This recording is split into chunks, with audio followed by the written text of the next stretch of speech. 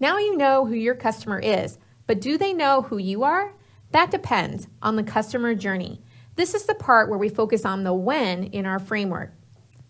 The customer journey is how marketers explain the process a potential customer goes through to become an actual customer of your business, and it is what helps them to decide when to talk to the customer.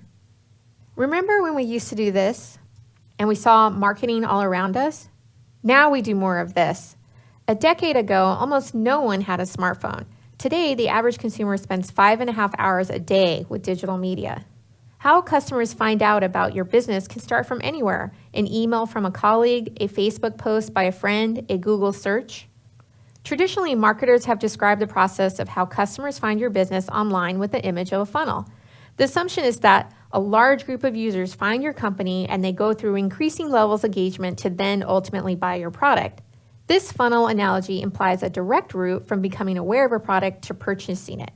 But consider buying a coffee maker. The average consumer might ask their friends on Facebook which ones they prefer, then start researching some of the recommendations on a laptop using various websites, then read reviews of some of the models later in the day on their iPhone, then go by a store to look at one, then go back on their iPhone to compare prices, and then back to their laptop and a website to eventually buy it. As you can see, it is no longer a straight path from awareness to sale. That's why marketers have moved away from the funnel concept and now call it the customer journey. It's more true to life. Most customers don't step through stages in sequence. They bounce around.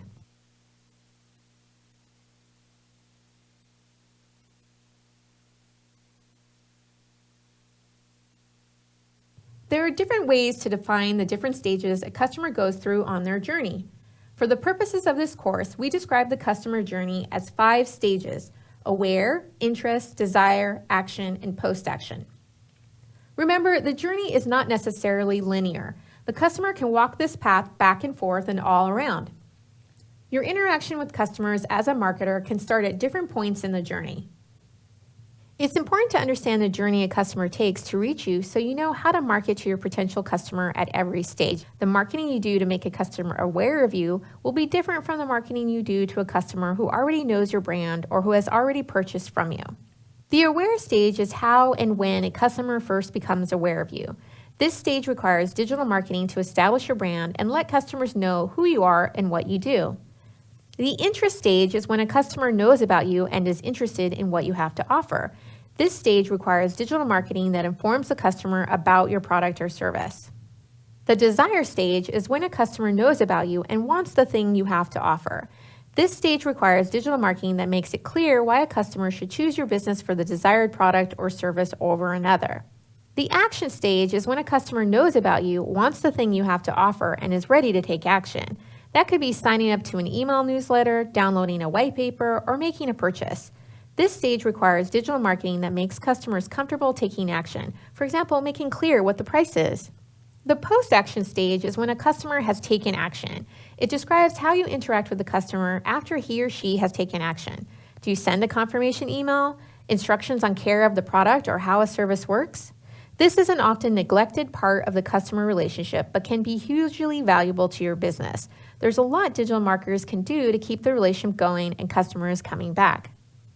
While the customer journey is less linear than original marketing models assumed, no matter how circuitous the route, the goal of a marketer is to move the customer along in the relationship.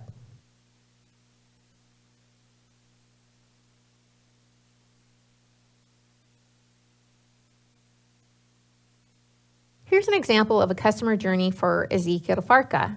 Imagine Jason Lau. He is planning a major remodel for a house he owns. Jason has come across a few Instagram pictures that Ezekiel Farka shared. It prompted him to go check out Ezekiel's YouTube channel, and he then went on to check out Ezekiel's website to explore his projects in a bit more detail. Later, as Jason was browsing through the Architizer.com site, he again saw a project mentioned that was executed by Ezekiel Farka. That prompted him to go back to Ezekiel Farka's website and contact him. And now he's ready to get his project started.